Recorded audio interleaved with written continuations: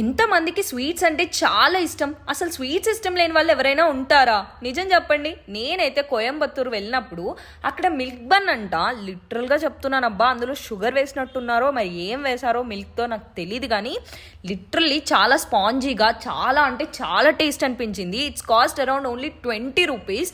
But చాలా అంటే చాలా కడుపు నిండిపోయింది నాకు.